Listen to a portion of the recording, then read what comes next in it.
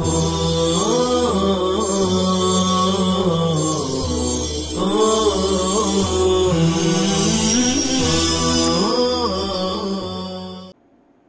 اللہ الرحمن الرحیم۔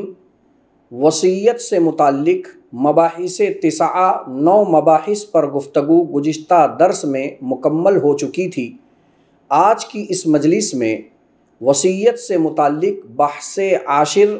10ویں بحث پر گفتگو کرنا ہے، جو فوائد 6 پر مشتمل ہے۔ چنانچہ فائدہ اولا فدیہ صوم و صلاۃ کے وصیت کا شرعی حکم۔ اگر کوئی شخص مرنے سے پہلے صلاۃ، زکوٰۃ، صوم سے متعلق فدیے کی ادائیگی کی وصیت کر جائے تو ایسی صورت میں ورثہ پر لازم اور واجب ہے کہ وہ ہر نماز کے عوض میں نصف سا گندم کے حساب سے اس کا فدیہ نکالیں۔ وطر کا بھی حکم یہی ہے، ہر روزے سے متعلق نصف سا گندم نکالیں، اور جتنی زکوٰۃ کی ادائیگی باقی ہے وہ ساری زکوٰۃ کو ادا کریں، اور یہ بات وارثین پر وصیت کر دینے کی وجہ سے واجب اور لازم ہے۔ البتہ اس کا لزوم 1/3 مال تک محدود رہے گا، اور اگر مرنے والے نے ان چیزوں کے ادائیگی کی وصیت نہیں کی ہے تو اب وارثین پر ان وصیتوں کا نفاذ واجب نہیں ہے، البتہ مستحب ضرور ہے۔ فائدہ ثانیہ،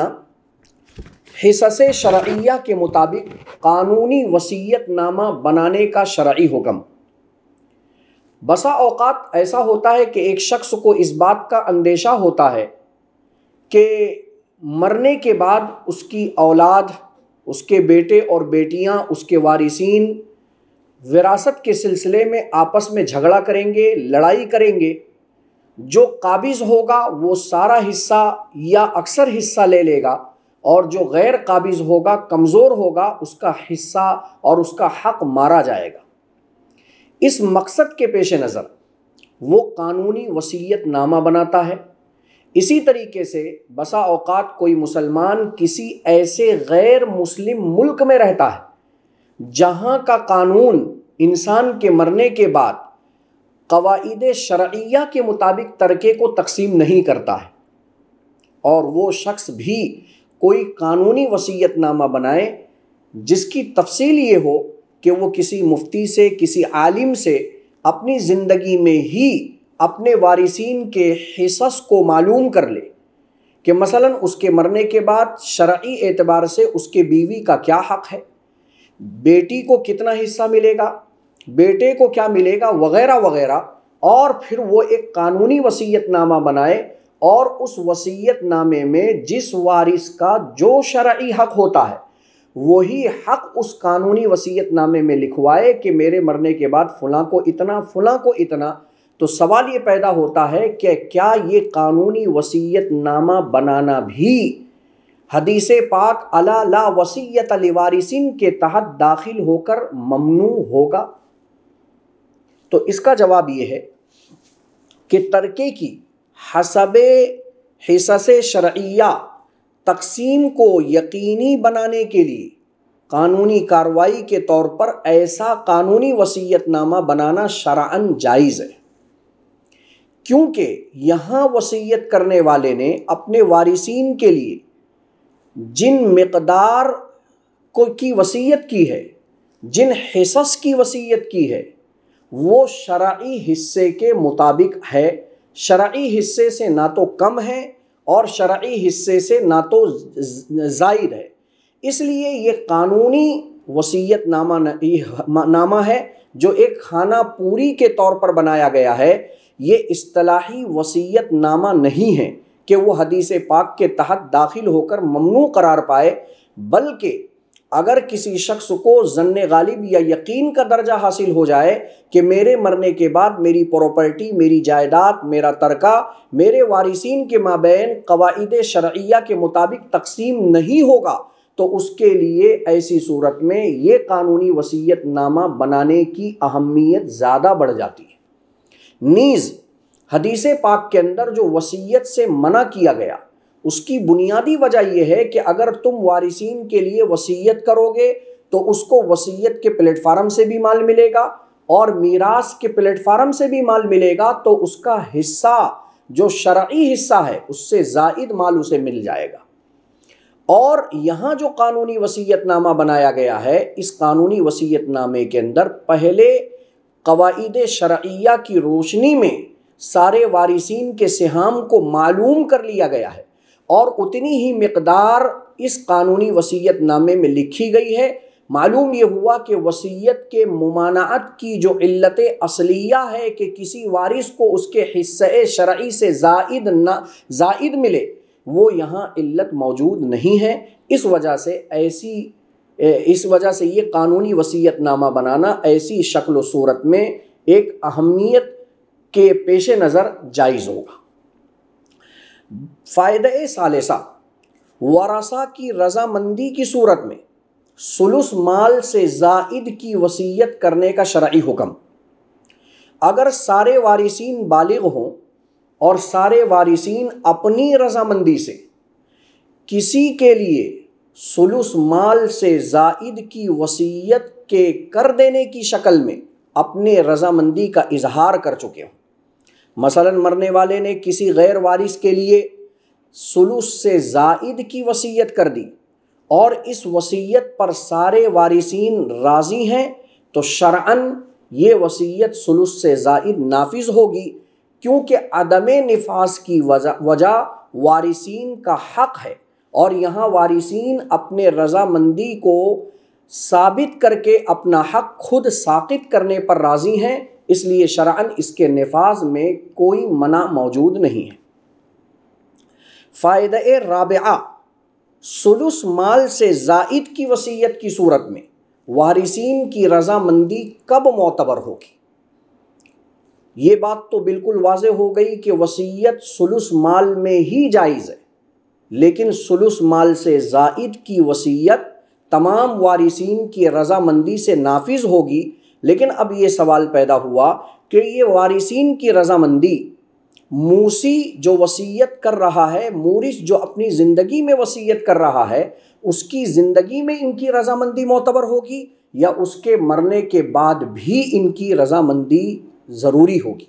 مثلا ایک شخص اپنی زندگی میں کسی غیر وارث کے لیے ثلث مال سے زائد کی وصیت کر رہا ہے اور سارے وارثین اس کی زندگی میں اس کو ایکسیپٹ کر رہے ہیں، قبول کر رہے ہیں اور اپنی رضامندی ظاہر کر رہے ہیں۔ اب وہ وصیت کرنے والا جو مورث ہے وہ مر گیا۔ مرنے کے بعد اگر کچھ وارثین ایسے ہیں جو اپنے رضامندی پر برقرار ہیں اور کچھ ایسے ہیں جو ناراض ہیں اور وہ اس وصیت کے نفاذ پر راضی نہیں ہیں، تو کیا ان کی پہلی رضامندی کافی ہوگی یا مورث کے مرنے کے بعد بھی دوبارہ رضامندی کا ہونا ضروری ہے؟ یہ ایک سوال ہے۔ تو اس کا جواب یہ ہے کہ تمام وارثین کی رضامندی زائد الثلث کے وصیت کے نفاذ پر مورث کی زندگی میں کافی نہیں ہے، بلکہ اس کا کوئی اعتبار ہی نہیں ہے، کیونکہ مورث اپنی زندگی میں اپنے پورے جائیداد و املاک کا مالک ہے اور ان وارثین کا حق ابھی ثابت ہی نہیں ہوا ہے، تو رضامندی ظاہر کر کے وہ اس کے ساقط کرنے پر کیسے مالک ہو سکتے ہیں؟ اسی لیے شرعی اعتبار سے مورث کے مرنے کے بعد تمام وارثین کا اس زائد الثلث وصیت کے مقدار پر رضامندی کا اظہار ضروری ہے، اور اگر سارے وارثین راضی ہیں تو ہی وصیت کو نافذ کیا جائے گا، اور اگر کچھ ناراض ہیں کچھ راضی ہیں تو بھی وصیت کو نافذ نہیں کیا جائے گا، اور اگر سارے کے سارے ناراض ہیں تو بھی وصیت کو نافذ نہیں کیا جائے گا۔ فائدہ خامسہ،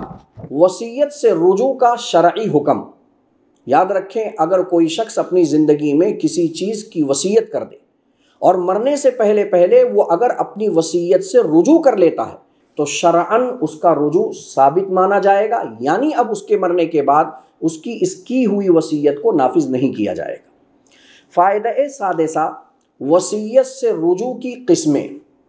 وصیت سے رجوع کی سب سے پہلی قسم یہ ہے کہ موسی موسیٰ بہی کو حقیقتاً یا حکماً ہلاک کر دے، تو سمجھ لیا جائے گا کہ اس نے اپنی وصیت سے رجوع کر لیا ہے۔ وصیت سے رجوع کی دوسری صورت یہ ہے کہ موسیٰ بہی کسی شے کے ساتھ ایسی مل جائے کہ اس کا امتیاز ممکن نہ ہو یا ضرر کے ساتھ میں ہو، تو سمجھ لیا جائے گا کہ موسی نے اپنے وصیت سے رجوع کر لیا ہے۔ تیسری صورت یہ ہے کہ موسیٰ بہی میں ایسا نقصان پیدا ہو جائے کہ موسی کے مرنے تک موسیٰ بہی کی صفت ادخار و بقا ختم ہو جائے۔ مثلا موسیٰ بہی ایک بکری تھی اور موسی نے اس کو اپنی زندگی میں ذبح کر لیا، ظاہر سی بات ہے یہ ذبح شدہ بکری موسی کے مرنے تک صحیح سالم باقی نہیں رہ سکتی ہے، یہ سمجھ لیا جائے گا کہ موسی نے اپنے وصیت سے رجوع کر لیا ہے۔ وصیت سے رجوع کی چوتھی قسم یہ ہے کہ موسی نے موسیٰ بہی میں ایسا تصرف کر لیا ہو جو اس بات پر دلالت کرتا ہو کہ اس نے اس شے کو اپنی ملکیت میں دوبارہ واپس لے لیا ہے۔ مثلا موسیٰ بہی کوئی گاڑی تھی اور اس نے اپنی پرسنلی ضروریات میں استعمال کرنا شروع کر دیا، تو سمجھ لیا جائے گا کہ موسی نے وصیت سے رجوع کر لیا ہے۔ یہ وصیت سے متعلق فوائد 6 پر مشتمل گفتگو مکمل ہوئی۔ حق رابع تقسیم بین الورثہ، مصنف علیہ الرحمہ فرماتے ہیں ثم یقسم الباقی بین ورثتہ بالکتاب والسنت واجماع الامہ، ما باقی مال کو مرنے والے کے شرعی وارثین کے مابین تقسیم کر دیا جائے گا کتاب اللہ، سنت اور اجماع کی روشنی میں، یعنی تجہیز و تکفین کی ادائیگی کے بعد بچے ہوئے مال سے قرضوں کو ادا کیا جائے گا، قرضوں کی ادائیگی کے بعد بچے ہوئے مال کے 1/3 حصے کے اندر وصیت کو نافذ کیا جائے گا، وصیت کے نفاذ کے بعد جو 2/3 مال بچا ہوا ہے، اس 2/3 مال میں وارثین کے حصوں کو مد نظر رکھتے ہوئے ان کے شرعی حصص ان کے حوالے کر دیے جائیں گے۔ عزیز طلبہ، یہ حقوق اربعہ سے متعلق تفصیلی گفتگو آج کی اس مجلس میں بحمد اللہ پوری ہو گئی۔ السلام علیکم ورحمۃ اللہ وبرکاتہ۔